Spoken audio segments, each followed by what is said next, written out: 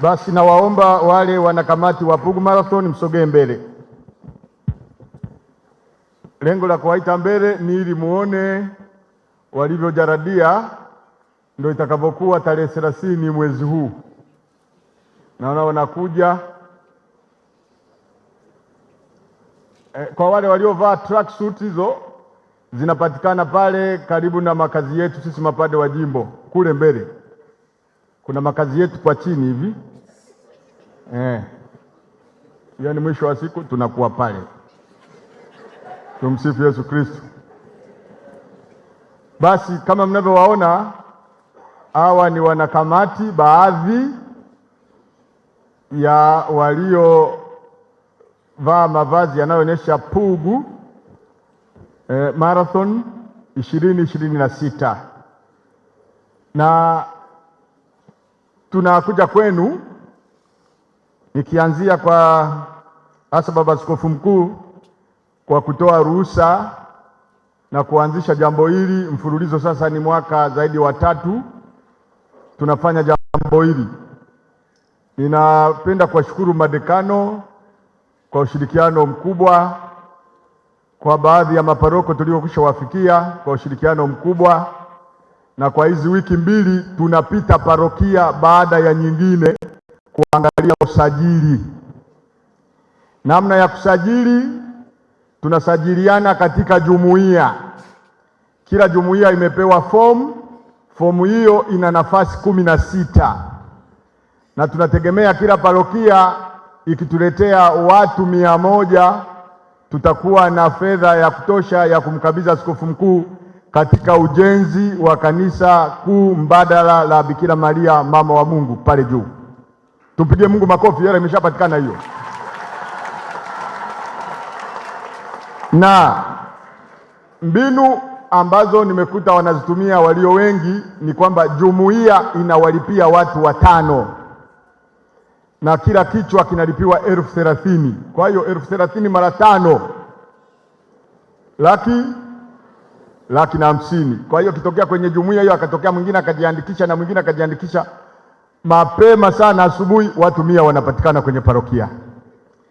Na lengo kubwa hasa la Pugu Marathon ni kutuweka pamoja, kudumisha afya zetu, kufanya mshikamano na watu wengine wasiokuwa Wakatoliki, wa Kristo au wale wengine upande wa pili.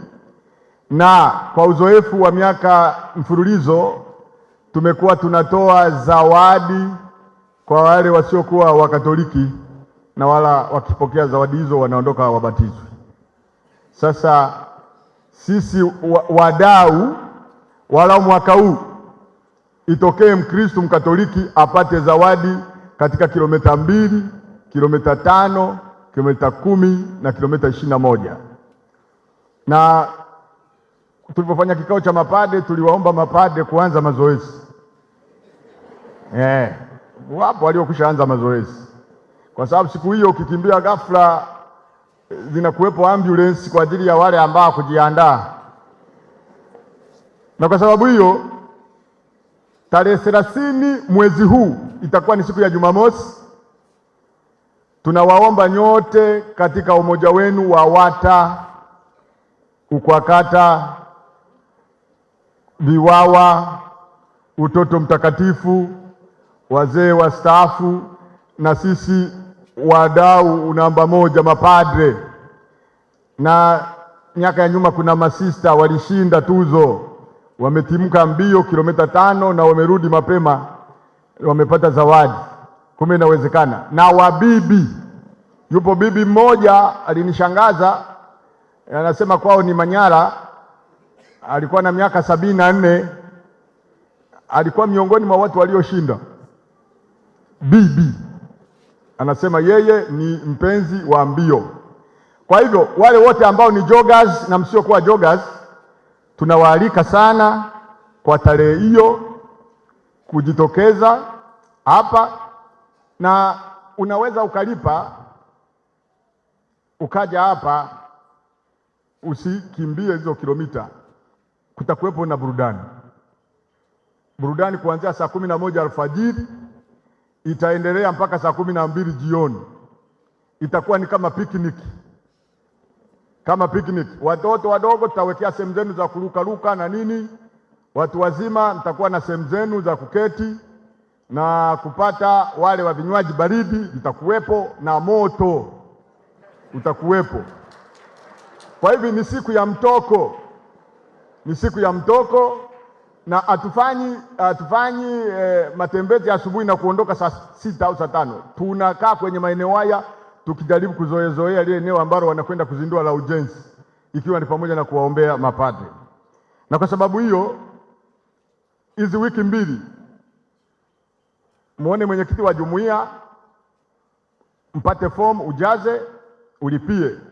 Na katika pitapita kuna watu wameshalipa, hela ziko mikononi mwa viongozi na viongozi hao hawajazifikisha kwenye akaunti kama ilivyoainishwa kwenye fomu.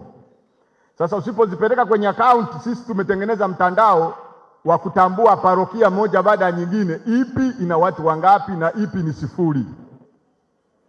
Na katika grupu hilo baba askofu mkuu yupo, kwa hiyo naye anajionea mwenyewe hawa bado, hawa wana spidi.